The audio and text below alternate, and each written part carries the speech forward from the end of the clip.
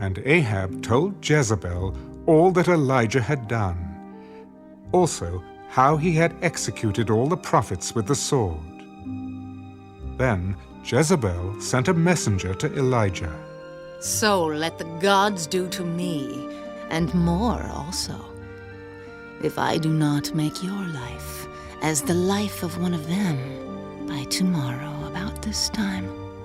And when he saw that, he arose and ran for his life, and went to Beersheba, which belongs to Judah, and left his servant there.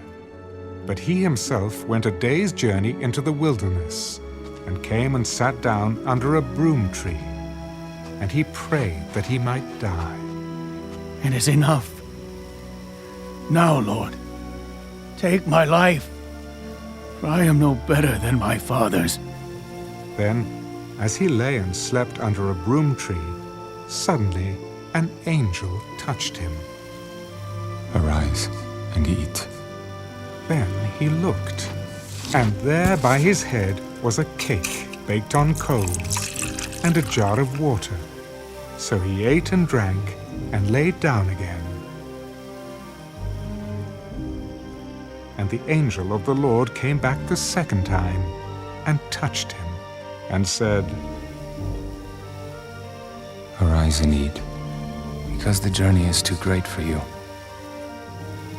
So he arose, and ate and drank, and he went in the strength of that food 40 days and 40 nights, as far as Horeb, the mountain of God. And there he went into a cave, and spent the night in that place. And behold, the word of the Lord came to him. What are you doing here, Elijah? I have been very zealous for the Lord God of hosts. For the children of Israel have forsaken your covenant, torn down your altars, and killed your prophets with the sword. I alone have left, and they seek to take my life.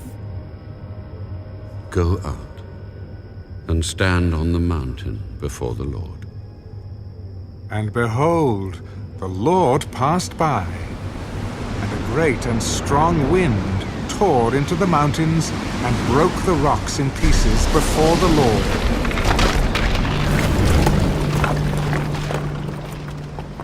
But the Lord was not in the wind. And after the wind, an earthquake. The Lord was not in the earthquake. And after the earthquake, a fire. But the Lord was not in the fire.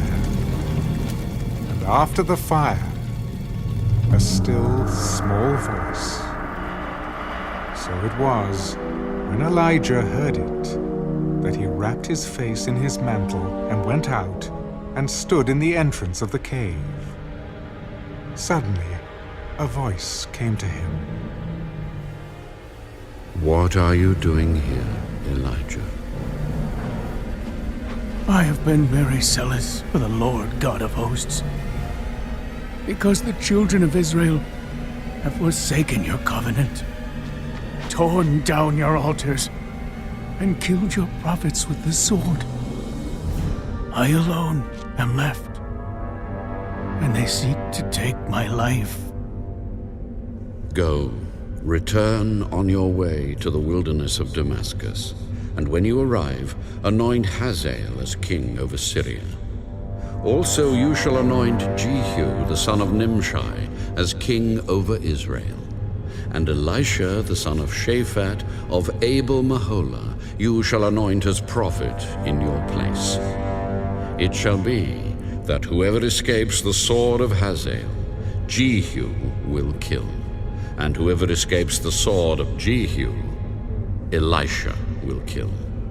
Yet I have reserved 7,000 in Israel, all whose knees have not bowed to Baal, and every mouth that has not kissed him.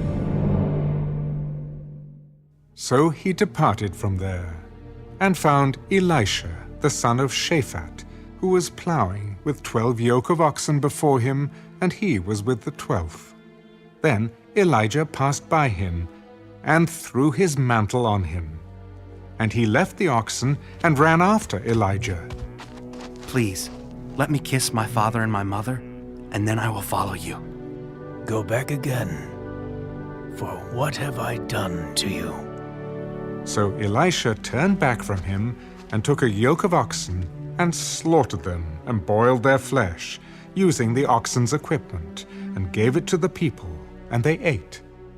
Then he arose and followed Elijah and became his servant.